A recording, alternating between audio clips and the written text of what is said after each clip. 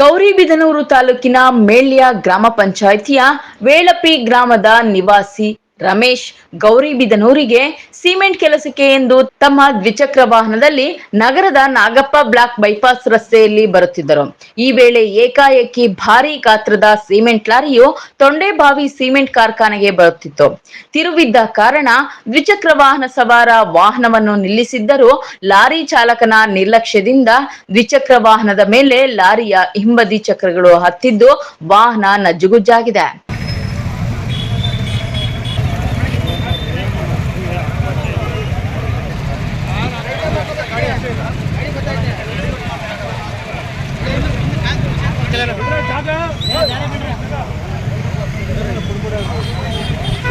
ಇನ್ನು ದ್ವಿಚಕ್ರ ವಾಹನ ಸವಾರನ ಸಮಯ ಪ್ರಜ್ಞೆಯಿಂದ ವಾಹನವನ್ನು ಬಿಟ್ಟು ರಸ್ತೆಯ ಪಕ್ಕಕ್ಕೆ ಜಿಗಿದ ಸಮಯದಲ್ಲಿ ಸಣ್ಣ ಪುಟ್ಟ ಗಾಯಗಳು ಆಗಿದ್ದು ಕಾಲಿಗೆ ತೀವ್ರವಾದ ಪೆಟ್ಟು ಬಿದ್ದಿದೆ.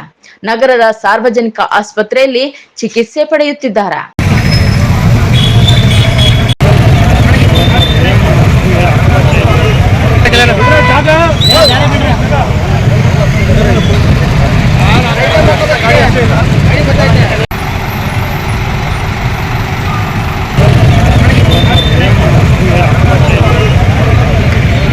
ನಮ್ಮ ಹೆಸರು ರಮೇಶ್ ಅಂತ.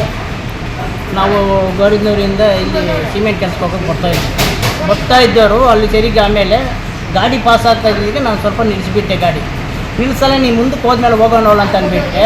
ಆಮೇಲೆ ಮುಂದೆ ವೀಲು ಅಷ್ಟು ದೂರದ ತೆಗೆದು ಮುಂದೆ ಟೈರ್ ಐತೆ ನೋಡು, ಆ ಟೈರ್ ಏನ್ಬಿಟ್ಟು ಹಾಕಿ ಹಿಂಗೆ ಎಳ್ದುಬಿಟ್ಟಿದ ತಕ್ಷಣ ಟೈರ್ ಹಾಕಿ ನುಗ್ಗಿಬಿಟ್ಟಿದ ತಕ್ಷಣ ನಾನು ಈಗ ಹಂಗೂ ಸಿಕ್ಕೋಗ್ತೀನಿ ಅಂತ ಹೇಳ್ಬಿಟ್ಟೆ. ನೀವು ಏನ್ರಲ್ಲಿ ಬರ್ತಾ ಇದ್ರಿ? ಇದು ಗಾಡಿ ಬೈಕು ಎಲ್ಲಿಂದ ಬರ್ತಾ ಇದ್ರಿ ನೀವು? ನಾವು ಎಳಿಪಿಯಿಂದಲೇ ಬರ್ತಿದ್ವಿ. ನಿಮ್ಮ ಹೆಸರು? ರಮೇಶ್.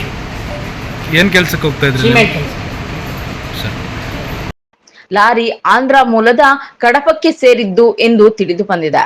ಘಟನಾ ಸ್ಥಳಕ್ಕೆ ಗೌರಿಬಿದನೂರು ನಗರ ಠಾಣೆಯ ಪೊಲೀಸರು ಭೇಟಿ ನೀಡಿ ಲಾರಿ ಮತ್ತು ದ್ವಿಚಕ್ರ ವಾಹನವನ್ನು ವಶಕ್ಕೆ ಪಡೆದು ಮುಂದಿನ ಕ್ರಮ ಕೈಗೊಂಡಿದ್ದಾರೆ.